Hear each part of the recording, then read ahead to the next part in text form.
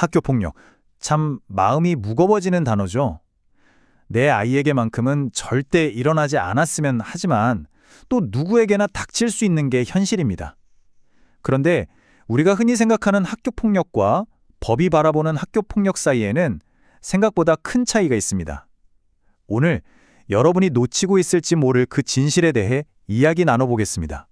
이 문제는요, 정말이지 초기 대응이 전부라고 해도 과언이 아닙니다. 처음에 어떻게 대처하느냐에 따라 아이의 남은 학교 생활은 물론이고 어쩌면 인생 전체의 방향이 달라질 수도 있거든요. 그만큼 신중하고 또 정확하게 접근해야만 합니다. 자, 그럼 대체 어디까지가 학교 폭력일까요? 이 정도는 그냥 애들 장난 아닌가? 하고 헷갈리실 때가 많잖아요. 많은 학부모님들이 가장 혼란스러워 하시는 부분인데요. 오늘 제가 그 애매하고 복잡한 기준을 명확하게 정리해 드리겠습니다. 그럼 가장 많이들 헷갈려 하시는 오해들부터 한번 제대로 짚어보겠습니다. 이 말 정말 많이 들어보셨을 거예요. 아니, 애들끼리 그냥 장난 좀 친 건데 일이 너무 커졌어요. 하고요. 대부분 이렇게 생각하시지만 법의 눈은 완전히 다릅니다. 자, 학교 폭력을 판단하는 가장 중요한 기준. 여러분, 이건 꼭 기억하셔야 합니다. 가해 학생의 의도가 아니에요. 바로 피해 학생의 고통입니다. 내가 장난으로 했든 악의가 없었든 그건 중요하지 않다는 거죠. 내 행동 때문에 상대방이 신체적으로든 정신적으로든 고통을 느꼈느냐. 이게 핵심입니다. 예를 들면 이런 거죠. 특히 싫다는데 계속 놀리거나 별명을 부르는 거. 또 지나가면서 슬쩍슬쩍 어깨를 친다거나 하는 행동들. 이게 한두 번이면 모르겠지만 반복되면 어떨까요? 당하는 아이 입장에서는 엄청난 스트레스거든요. 바로 이런 사소해 보이는 행동들도 명백한 학교 폭력이 될 수 있다는 겁니다. 자, 그리고 또 하나의 정말 흔한 오해. 아니, 그거 학교 안도 아니고 학교 밖에서 있었던 일인데요. 라고 말씀하시는 경우입니다. 결론부터 말씀드리면 이것도 큰 오해입니다. 장소는 전혀 중요하지 않아요. 학교 폭력이냐 아니냐를 가르는 기준은 어디서가 아니라 누구 사이에 일어났느냐예요. 가해 학생과 피해 학생, 이 학생이라는 관계가 핵심인 거죠. 그러니까 뭐 학원 끝나고 놀이터에서 다툰 거? 당연히 포함되고요. 요즘은 이게 더 문제죠. 카톡 단톡방에서 욕설을 한다거나 인스타그램 같은 SNS에서 은근히 따돌리는 거. 이런 사이버 공간에서 일어나는 일도 전부 학교 폭력에 해당됩니다. 자, 보세요.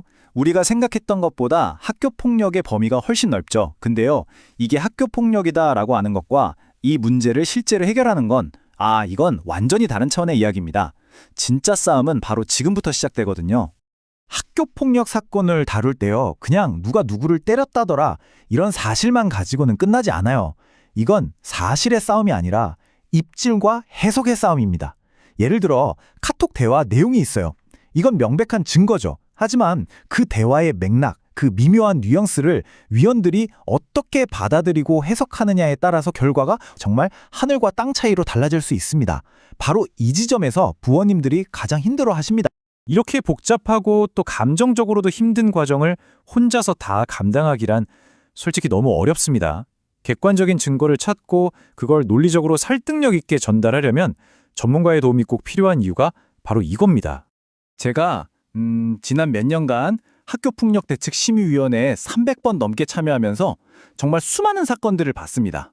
그런데 정말 비슷한 사건인데도요, 아주 작은 증거 하나, 진술이 일관되느냐 마느냐, 이런 사소히 보이는 것 때문에 결과가 완전히 뒤집히는 걸 너무 많이 봤어요.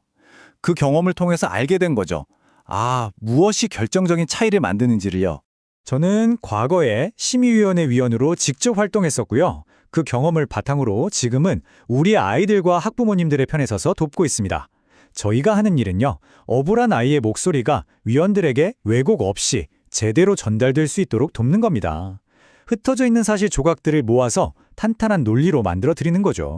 정말 감당하기 힘든 상황에 처했을 때 가장 좋지 않은 게 혼자서 끙끙 앓으면서 모든 짐을 짊어지려는 겁니다. 얼마나 막막하고 두려우시겠어요?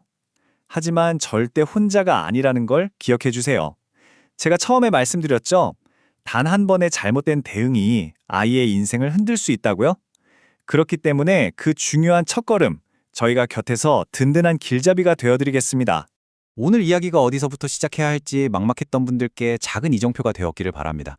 자, 다음 시간에는요, 오늘 말씀드린 이 입증과 해석의 과정이 실제로 어떻게 진행되는지, 그러니까 신고부터 최종 결정까지의 전 과정을 실제 사례와 함께 아주 자세하게 짚어드리겠습니다.